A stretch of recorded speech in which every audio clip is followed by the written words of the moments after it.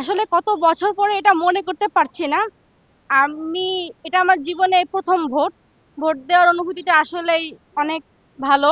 আমি ক্লাস 6 থেকেই এই এরিয়াতে আহ, মানে বড় হয়েছি। এখন চাকরিও করি। তবে এটা আমার ছোটবেলা থেকেই এই এরিয়াতে বড় হয়েছে। তবে এটা আমার জীবনের প্রথম ভোট। কেমন পরিবেশ দেখছেন? নিরাপত্তা ব্যবস্থা কেমন? নিরাপত্তা কেমন হবে? জি, নিরাপত্তা ব্যবস্থা ভালো মনে হয়েছে। এর আগে একবার ভোট দেওয়ার সুযোগ এসেছিল, কিন্তু তখন বয়স কম ছিল, মানে ভোট দেওয়ার মর্মটা বুঝতে পারি নাই। কিন্তু এখন মর্মটা বুঝেছি। আমি আমার ছোট বোন দুজনেই ব্যাংকে চাকরি করি। আমরা গিয়ে ভোট কেন্দ্রে গিয়ে খুব সুন্দরভাবে ভোট ভোট দিয়ে এসেছি এবং অনেক উৎসব উৎসব মনে হচ্ছে। একটু জানতে চাই কেমন প্রার্থী নির্বাচিত করা হয়েছে? অ্যাকচুয়ালি আমি বলবো রাসূলুল্লাহ সাল্লাল্লাহু আলাইহি ওয়াসাল্লাম বলেছেন, আহ, মানে আমানত সংরক্ষণ করা আহ, একজন মুসলিমের দায়িত্ব।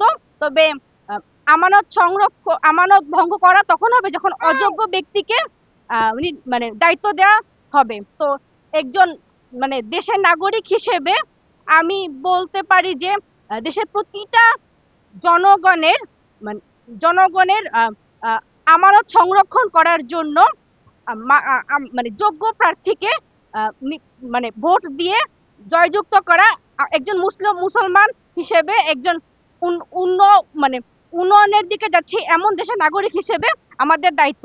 মানে আমরা এমন এমন একটি দেশ চাই যেখানে উন্নত বিশ্বের মতো কোনো সামাজিক শ্রেণীবিন্যাস থাকবে না।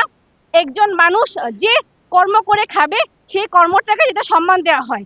আমাদের সমাজে যেমন আমার সামাজিক স্তরবিন্যাস অনেক বেশি, এরকম না করে উন্নত বিশ্বের মতন আম, মানে মানে ক্ষমতার শ্রেণীবিন্যাস সামাজিক স্তরবিন্যাস না থেকে মানুষ নিজের প্রতিটা কর্মের প্রতি নিজের আমানত যাতে সংরক্ষণ করে আহ, বাঁচতে পারে সুন্দর করে, সেই রকম কান্ট্রি সেরকম দেশের নাগরিক হিসেবে আমরা বাঁচতে চাই।